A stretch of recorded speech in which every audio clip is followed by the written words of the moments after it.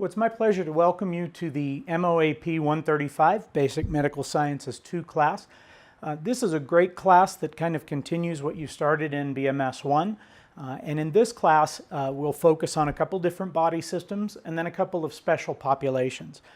We'll begin with the endocrine system.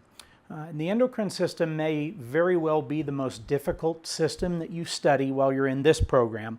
And we'll cover a few of the reasons that that is the case as we move on, but that's where we'll start the course. We will take a look at diagnostic imaging and laboratory tests in a high-level overview. You learn the skills associated with those tasks in a different class. So in this class, what we'll do is be focusing on the anatomy and physiology that correlates to lab work or radiology or imaging studies. We look at the body systems of the ears and the eyes, so vision and hearing.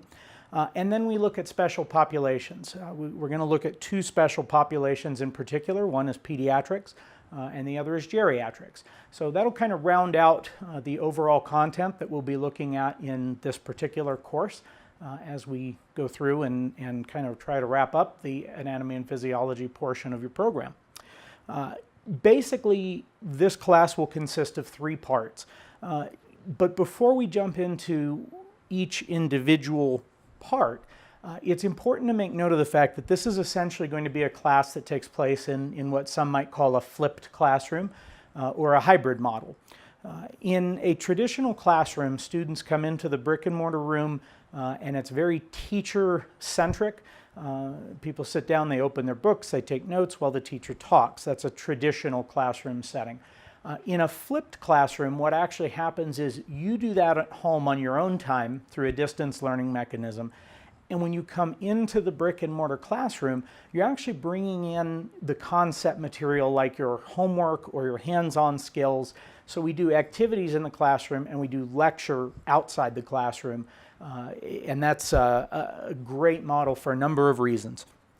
So that's how this class will play out over the next 6 weeks.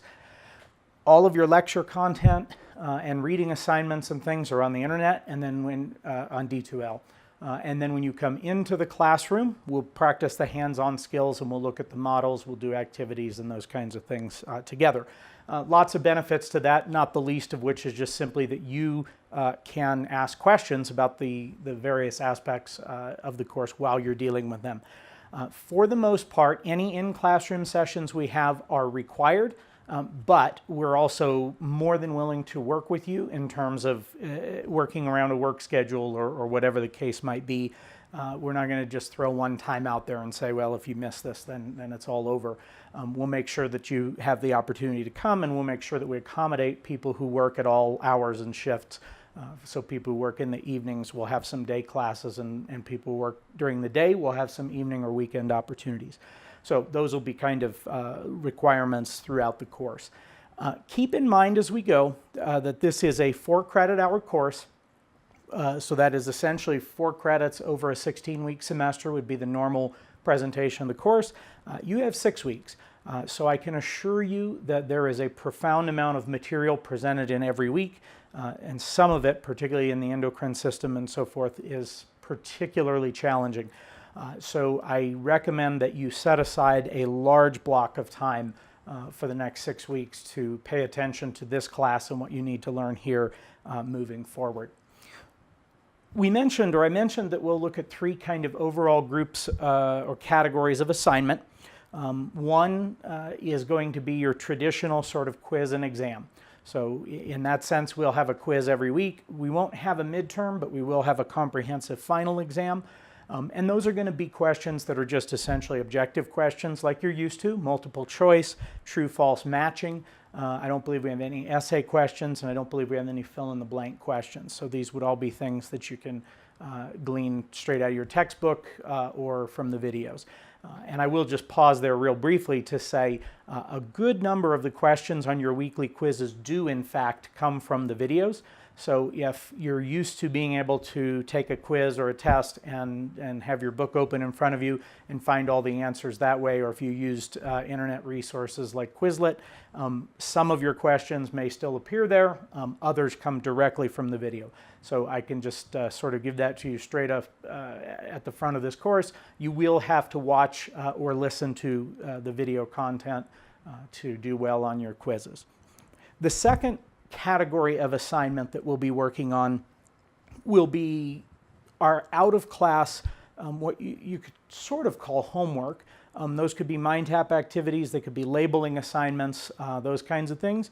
And then the third group of assignments is everything that we do when we're in the brick and mortar classroom, in seat, actually working with models or whatever else our class is going to call for at that point. So those are kind of the three major categories of things that you'll be doing in this course in terms of assignments that you need to turn in.